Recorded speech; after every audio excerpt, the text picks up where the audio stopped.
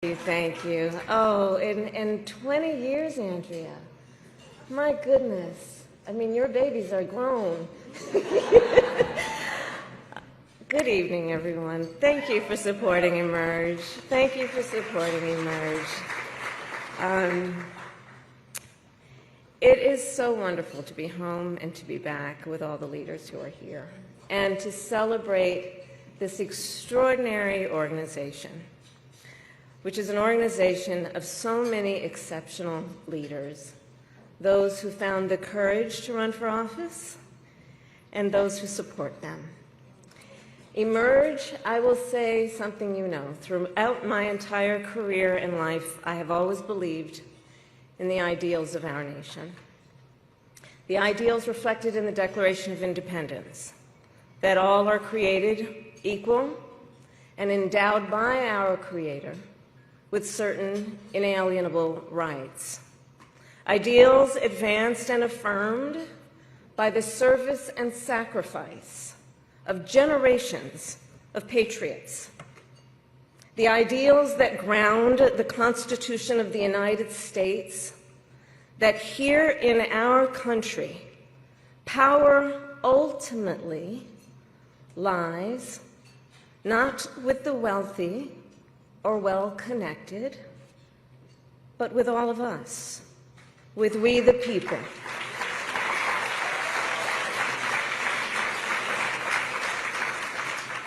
Now, of course, I recognize that America has never fully lived up to these ideals, that for all the gains we've made, the American dream has for decades been slipping further out of reach for so many, and that the American people deserve leaders who make their lives better and make our country stronger.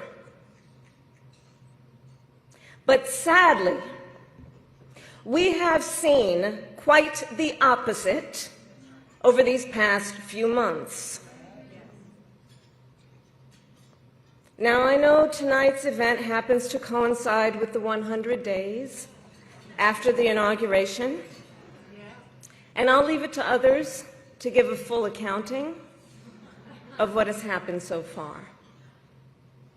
But I will say this. Instead of an administration working to advance America's highest ideals, we are witnessing the wholesale abandonment of those ideals.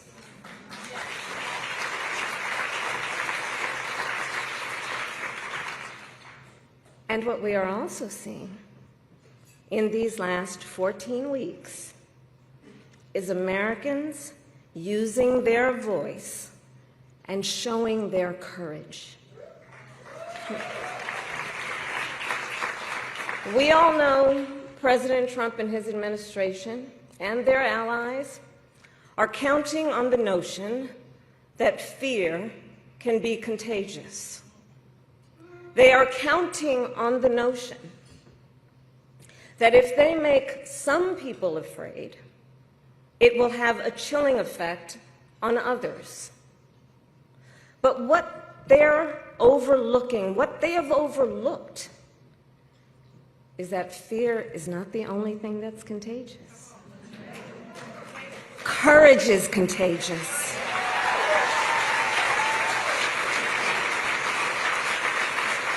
The courage of Americans who are banding together in the face of the greatest man-made economic crisis in modern presidential history.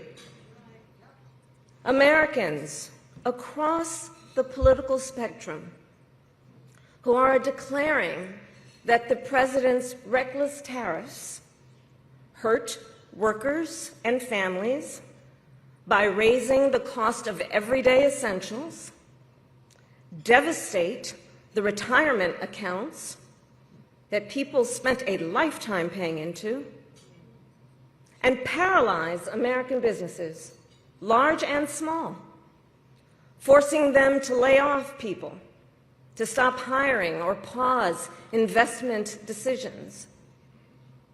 The courage of Americans we are seeing who are rallying at Social Security offices to protect their hard-earned benefits. Of Americans who are speaking out to say, it is not okay to violate court orders. Not okay. Saying it is not okay to detain and disappear American citizens or anyone without due process.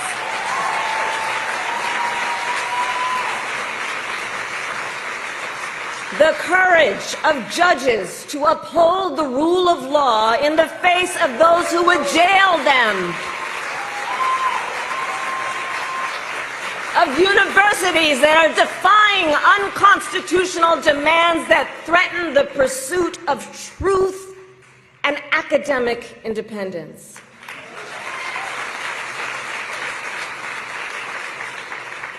And I will tell you, the courage of all these Americans inspires me.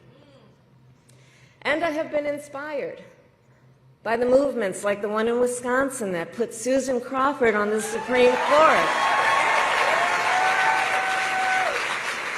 by the State of the People Power Tour that is aiming to ignite a grassroots movement to lift up voices and advance freedom and justice, and by leaders across the spectrum, including congressional leaders like Cory Booker, Chris Van Hollen, Chris Murphy, Jasmine Crockett, Maxwell Cross, AOC, and Bernie Sanders. All who, in different ways, have been speaking with moral clarity about this moment. So here's one of the other things I wanted to talk about tonight and to highlight. So look, some people are describing what's been happening in recent months as absolute chaos. And of course I understand why. And it's certainly true of those tariffs. Tariffs that, as I predicted, are clearly inviting a recession. But friends, please let us not be duped into thinking everything is chaos. I know it may feel that way, but understand what we are in fact witnessing is a high-velocity event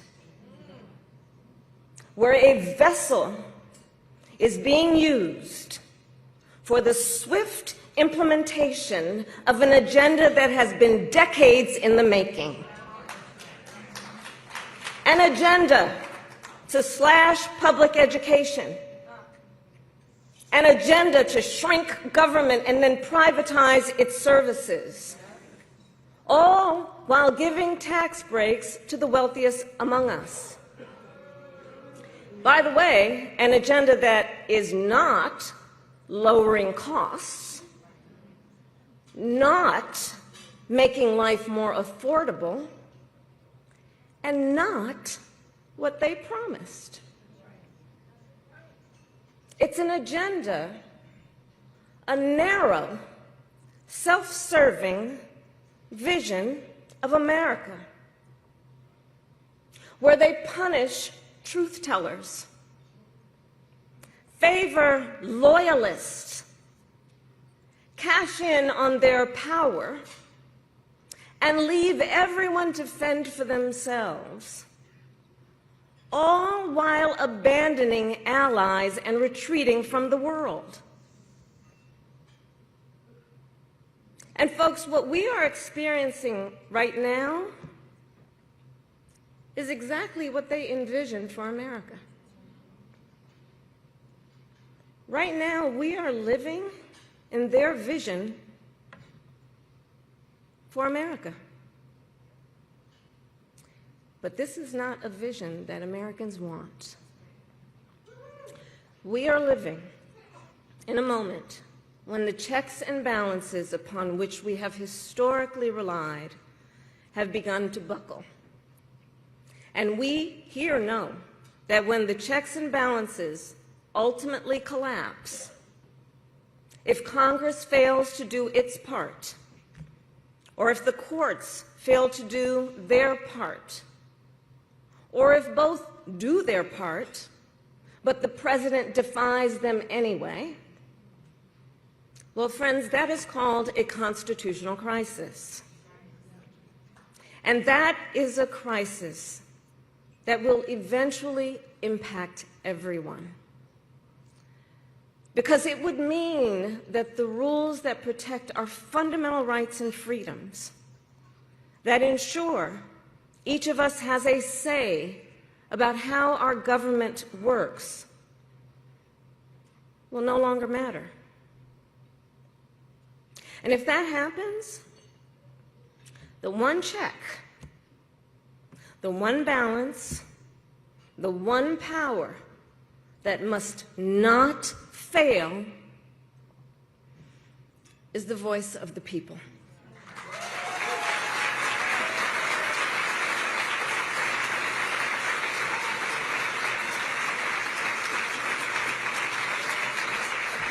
And look, right now I know a lot of folks are wondering what's going to guide us through this moment. How are we all going to figure out how to chart the course? But that's not a reason to throw up our hands. In fact, please allow me, friends, to digress for a moment. Okay. It's kind of dark in here, but I'm asking a show of hands. Who saw that video from a couple of weeks ago, the one of the elephants at the San Diego Zoo during the earthquake? Google it if you've not seen it. So that scene has been on my mind. Everybody's asking me, what you've been thinking about these days? Well, so in the video, for those who haven't seen it, here those elephants were. And as soon as they felt the earth shaking beneath their feet, they got in a circle and stood next to each other to protect the most vulnerable. Think about it. What a powerful metaphor.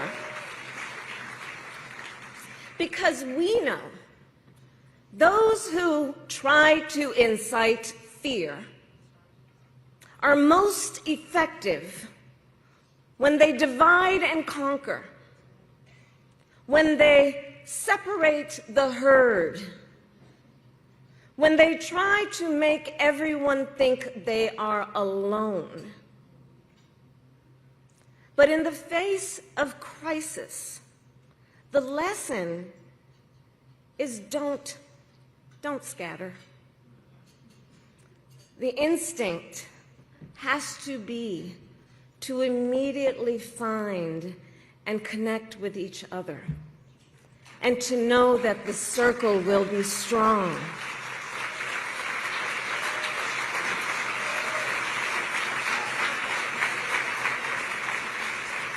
So I'll end with this. I am not here tonight to offer all the answers, but I am here to say this.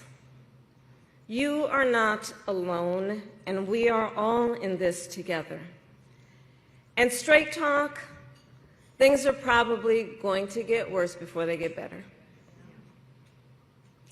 But we are ready for it. We are not going to scatter. We are going to stand together, everyone a leader, and emerge. You have a special role to play. Organizing is as important as ever.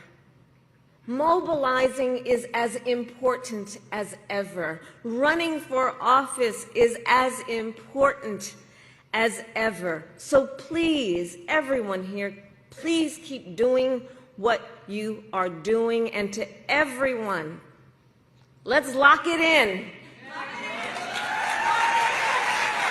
Lock it in. Gear up for the hard work ahead. And please, always remember, this country is ours. It doesn't belong to whoever is in the White House. It belongs to you. It belongs to us. It belongs to we, the people. Thank you. God bless you, and God bless America. Thank you all.